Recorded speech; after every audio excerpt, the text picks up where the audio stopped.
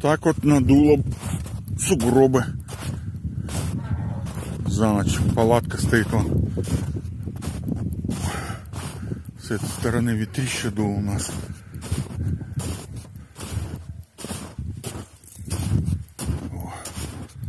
Ох ты, блядь, по колено на углу воды. Снега-то.